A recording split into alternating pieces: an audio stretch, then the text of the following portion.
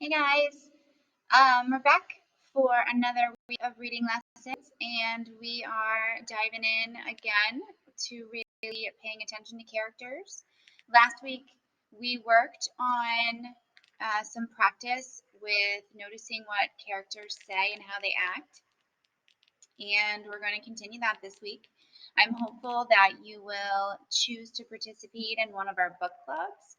And if you do, you can use those book clubs for your reading practice this week.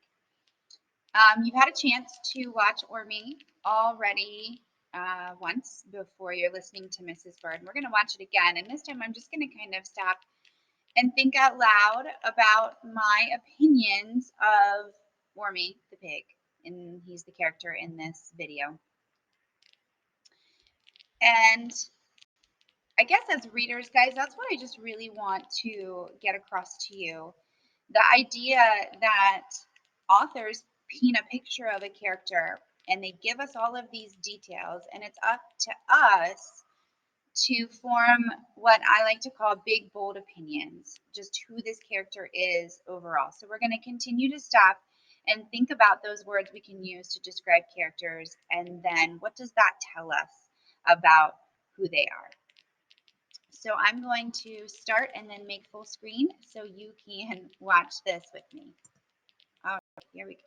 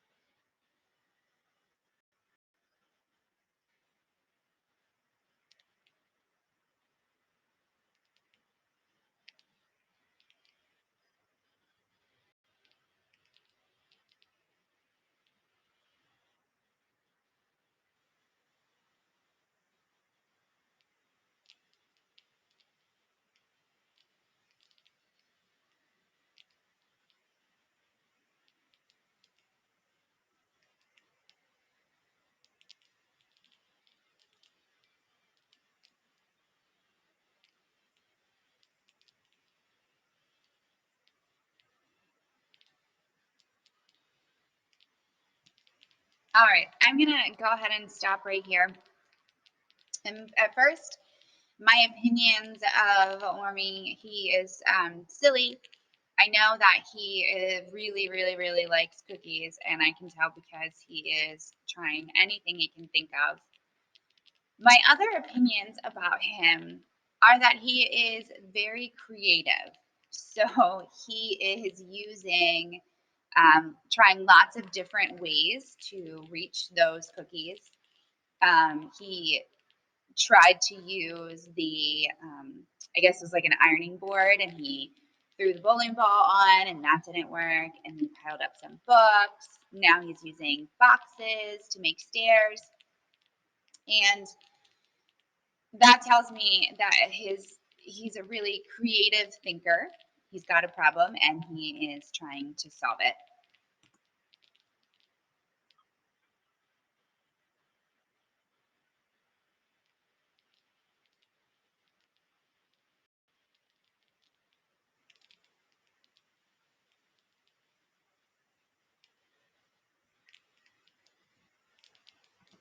I'm going to stop here too because I noticed in the part back here after his last attempt failed, and I'm going to go back here.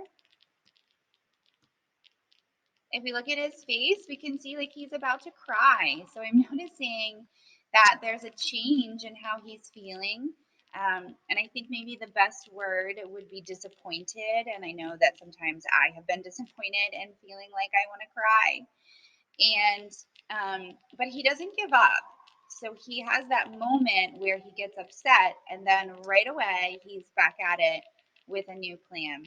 And the word I can think of to describe someone who keeps trying even when it's hard or you're upset is determined. He is determined to get those cookies, and he's not going to let anything stop him.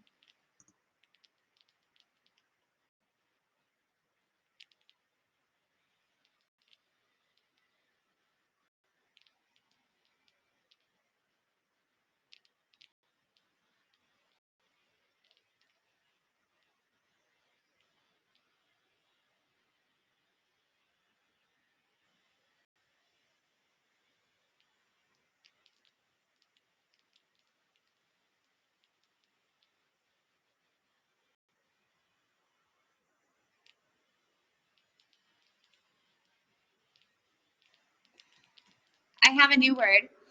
And one thing I noticed is the setting. So we need to, as readers, keep in mind the setting where something is taking place. And the setting of this so far is, I would assume, Ormy's home. There's a refrigerator and cookies. And he's using what he finds around the home.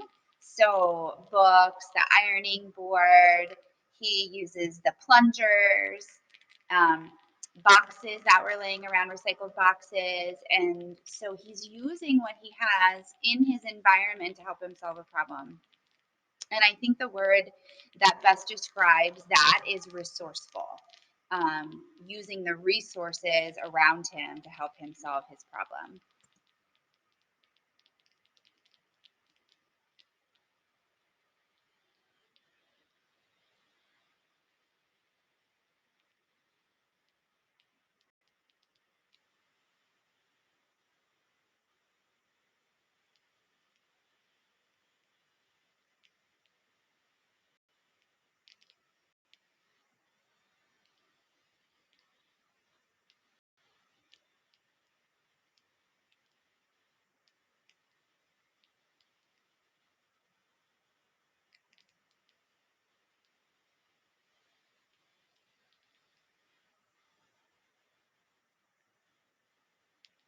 He is persistent. He is not going to give up until he succeeds.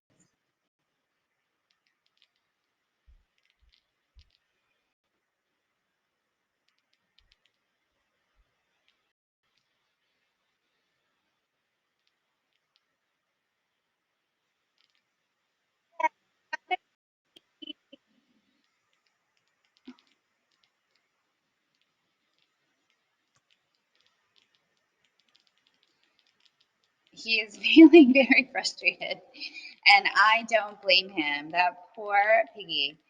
So, this video is just about over, and we've kind of talked through some of the character traits to describe Ormy, and his feelings have changed. They have kind of gone up and down a little bit like a roller coaster, right? So I'm excited to sad to frustrated to angry.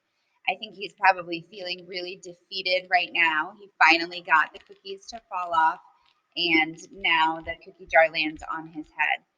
But my opinion of Ormy is that he is 100% determined. When he has a problem or something that he wants, he sets his mind to achieving a goal, and he's not going to give up no matter what until he gets it. Well, now he's got a new problem, and now he's got this jar stuck on his head, and the director of this film doesn't tell us what happens next. But because of what I know about Ormy from before, I can predict what he's going to do. And I think if I were to continue this video, I would see him trying over and over and over. And now this whole story repeating him trying to get this bowl off of his head. Um, so I really enjoy using a different kind of text every now and then, because readers can read video text just like we can read a book. And we still have to stop and look for the clues, provide key details to support what we're thinking. And I want you guys to practice that with the next video. And I'm going to give you some more directions for what I want you to do independently. But this was really fun, huh? All right, guys. Good job.